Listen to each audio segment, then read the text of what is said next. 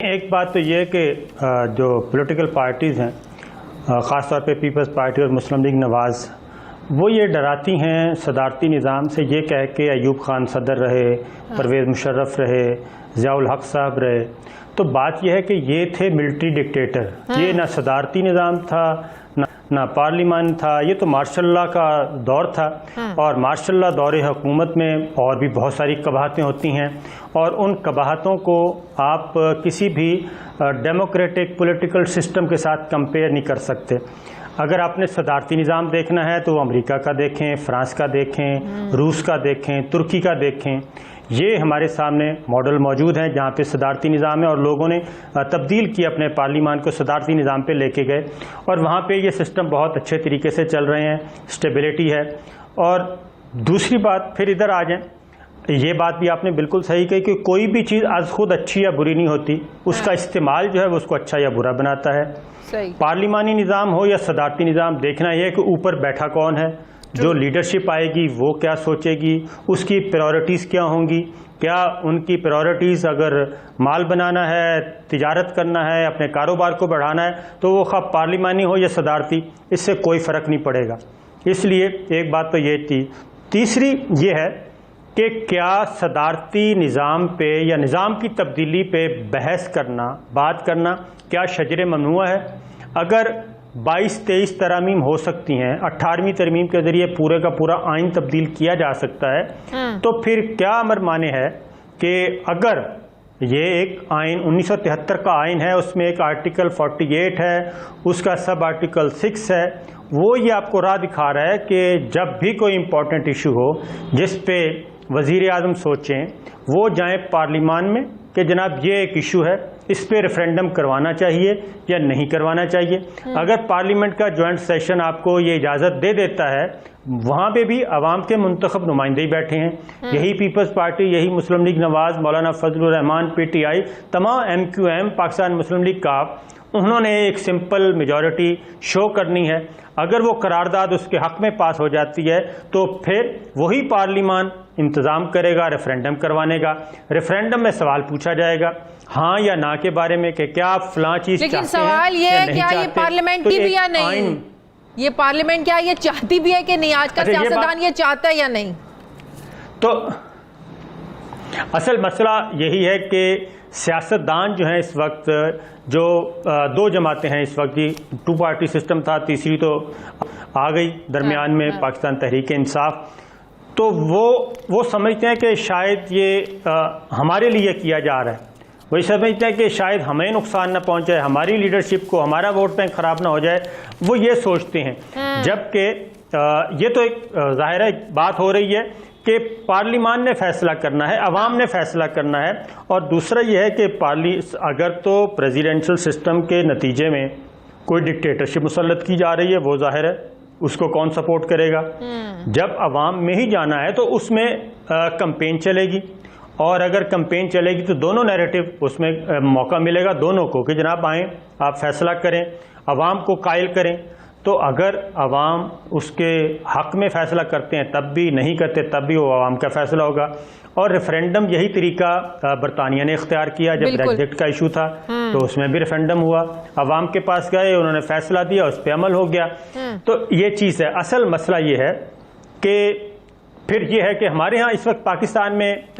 آپ ہم سب دیکھ رہے ہیں پاکستان میں جی اس وقت 3 طرح کے نظام چل رہے ہیں۔ ایک ہے ایوان صدر اور نیچے اس کے گورنرز بیٹھے ہیں، پھر ایک ہے وزیر اعظم اور اس کے نیچے صوبائی اسمبلیاں موجود ہیں اور پارلیمان موجود ہے، صوبائی اسمبلیاں موجود ہیں، گورنرز ہاؤسز علیحدہ چل رہے ہیں، اور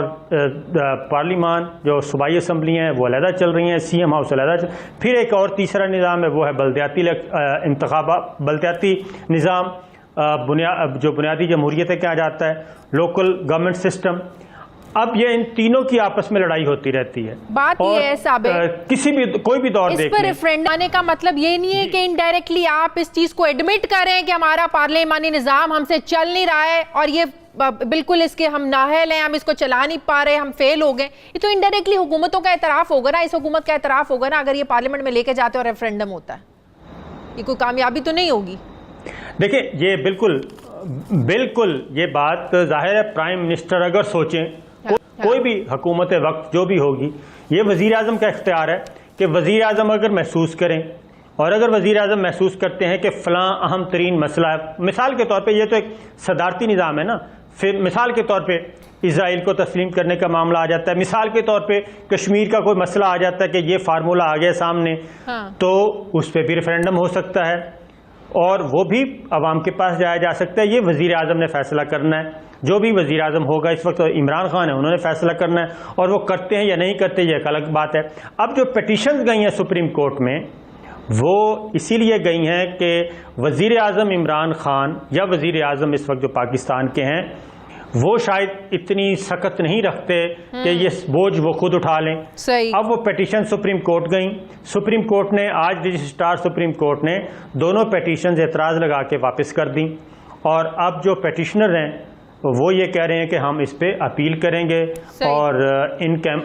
چیمبر ایک آخری سوال صابر وہ یہ پاکستان کریں گے۔ کیا وجہ ہے کہ ہمارے کیبنٹ میں نان الیکٹڈ لوگوں کو زیادہ ترجیح دی جاتی ہے الیکٹڈ لوگوں پر، اور الیکٹڈ لوگ، یہ کوئی دھکی چھپی بات نہیں ہے، برملا بہت سے الیکٹڈ جو لوگ ہیں نمائندے وہ ٹی وی چینلز پر اور اس طرح انٹرویوز میں آ کر اس کا برملا اظہار بھی کر چکے ہیں، فواد چودھری صاحب اس کی بڑی مثال ہے۔ تو کیا وجہ ہے کہ آج کی جو حکومت ہے وہ نان الیکٹڈ لوگوں پر زیادہ ڈیپینڈ کرتی ہے؟ اچھا یہی بات، یہ جب پریزیڈنشل سسٹم ہوگا تو اس میں یہ کوشچن نہیں کیا جائے گا۔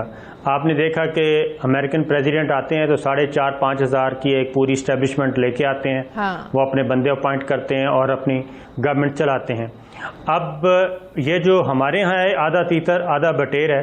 یہ ہم نہ پارلیمانی نظام ہے نہ ہمارا صدارتی نظام ہے۔ یہ نواز شریف صاحب ہوتے ہیں تب بھی ان کے ایک ٹیم ان کی ایک ہوتی ہے، کور کمیٹی ہر لیڈر کی ہوتی ہے، ایک کچن کیبنٹ اس کو کہہ لیں، وہ ہر لیڈر کی ہوتی ہے، وہ ہوتی ہی ہے۔ اسی طریقے سے مسلم لیگ نواز میں مصدق ملک صاحب پہلے نان الیکٹڈ تھے، ان کو لیا گیا، پرویز رشید صاحب نان الیکٹڈ تھے، ان کو لیا گیا، یہ بعد میں پھر انتخاب خواجہ ظہیر صاحب ہوتے تھے ان کو لیا گیا، عرفان صدیقی صاحب ہوتے تھے ان کو لیا گیا، جیسے جیسے آصف کرمانی صاحب بہت عرصہ تک غیر منتخب رہے، تو یہ ایک ٹیم ہوتی ہے۔ تو پارلیمانی نظام میں چونکہ ہر MPs, MNAs اور سینیٹرز یہ منتخب ہو کے آتے ہیں اور الٹیمیٹ گول ان کا ہوتا ہے کہ جناب وہ کیبنٹ کا حصہ بنے۔ اب یہاں پہ پھر وہی جھگڑا شروع ہو جاتا ہے جو کہ اس وقت بھی چل رہا ہے، اور وہ یہ ہے کہ وزیر اعظم عمران خان کمفرٹیبل فیل نہیں کرتے، وہ کہتے ہیں کہ نہیں مجھے ٹیکنوکریٹس چاہیے زیادہ جو فیلڈ کے ماہر ہوں، اور نیچے پارلیمان جو ہے وہ عوام کی منتخب نمائندے بیٹھے ہیں، وہ کہتے ہیں بھئی اگر ان کو کون سے سرخاب کے پر لگے ہوئے جو ہمیں نہیں لگے ہوئے، تو گورننس تو کرنی ہوتی ہے سول بیوروکریسی کے ذریعے، تو اس لیے یہ ساری چیزیں چل رہی ہیں۔ تو ہمارے ہاں میں نے بتایا نا کہ ہمارے ہاں ایک مکسچر ہے، بلدیاتی نظام الگ ہے، صوبائی حکومتیں الگ ہیں، مرکزی حکومت الگ ہے، آپس میں یہ لڑتے رہتے ہیں۔ بالکل صحیح، بہت بہت شکریہ۔